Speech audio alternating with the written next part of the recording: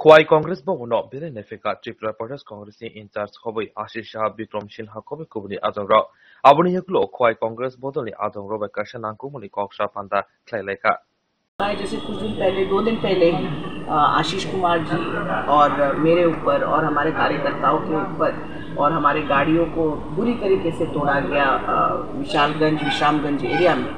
तो इस तरीके का ओछापन पे बीजेपी को नहीं उतरना चाहिए। थोड़ा सा तो अपना इज्जत रखें, थोड़ा सा अपना मान मर्यादा को रखें और प्रजातंत्र में हर एक विरोधी दल को और हर एक पार्टी को हक है कि वो लोगों के बीच में जाकर उनका समर्थन ले सके। बहुत बहुत धन्यवाद।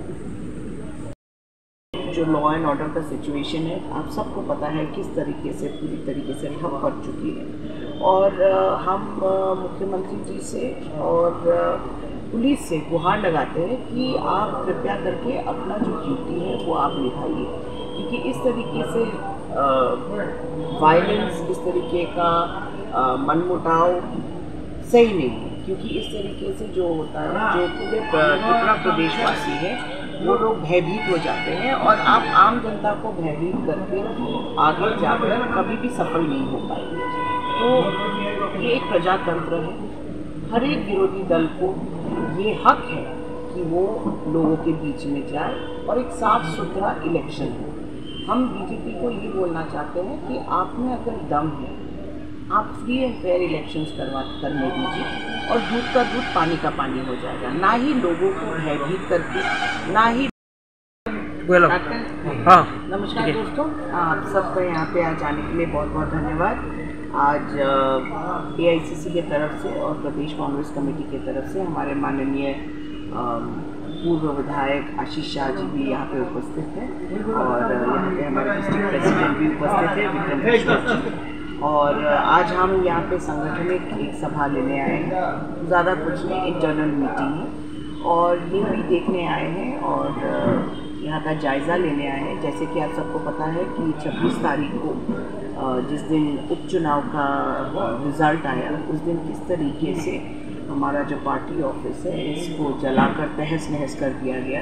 आप सब ने देखा है किस बुरी तरीके से जो बीजेपी के जो लोग हैं, बीजेपी के जो गुंडे हैं, वाहिनी लोग हैं, जो लोगों ने आके इस पूरे ऑफिस को तहस नहस कर दिया आग लगाकर।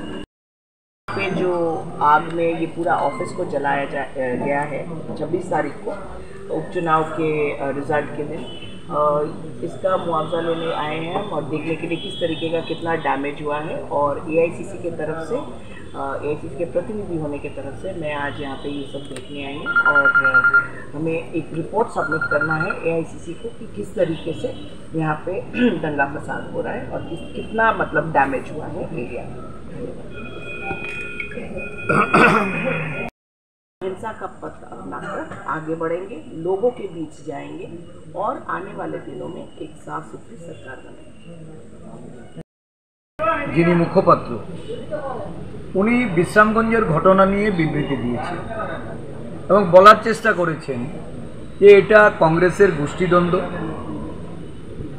সভাপতি পরিবর্তন নিয়ে যে পরিস্থিতি তৈরি হয়েছে এর নাকি প্রতিফলন বিশ্রামগঞ্জে আমাদের জেলা অফিসকে এটা পুনর্গঠন করা যায় এবং এই জেলার মানুষকে আশ্বস্ত করা যায় সরকারের যে দায়বদ্ধতা সরকারি সম্পত্তি বা সাধারণ জনগণের সম্পত্তি বিনষ্ট হলে আইন মোতাবেক সেই ক্ষতিপূরণ আদায় করা, যারা কালপ্রিট তাদের বিরুদ্ধে কঠোর আইনি ব্যবস্থা গ্রহণ করা।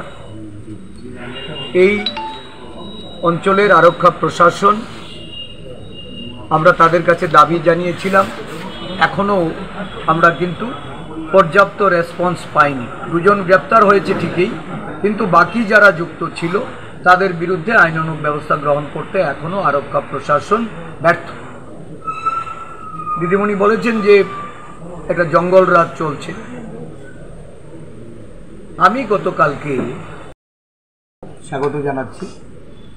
আজকে মূলত আমাদের সাংগঠনিক 9টি জেলার যে কর্মসূচি 5 দিন ব্যাপী আজকে আমাদের তৃতীয় দিনে খোয়াই জেলা এবং পরবর্তী সময়ে আমবাসা জেলার দুটি সাংগঠনিক সভা হবে।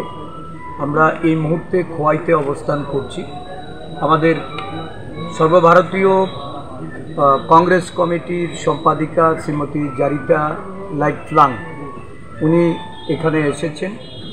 বিশেষ করে খোয়াই জেলার বিগত উপনির্বাচনের ফলাফল বেরোবার পর যে তাণ্ডব হয়েছে, কংগ্রেস অফিস জুড়ে যে ধ্বংসলীলা, এই দৃশ্য উনি সরেজমিনে দেখছেন এবং সর্বভারতীয় নেতৃত্বকে অবহিত করে কীভাবে তার ভিডিও ফুটেজগুলি পৌঁছে গেছে। তারা এবার আসামি গ্রেপ্তার করে তারা দেখাক যে কোন দলের লোক। মাননীয় মুখ্যমন্ত্রী কি বলেছেন যে আমি দুজনকে ফোন করেছি। তারা কারা? একজন বিজেপি দলের সহসভাপতি, আরেকজন বিজেপির যুব মোর্চার সভাপতি।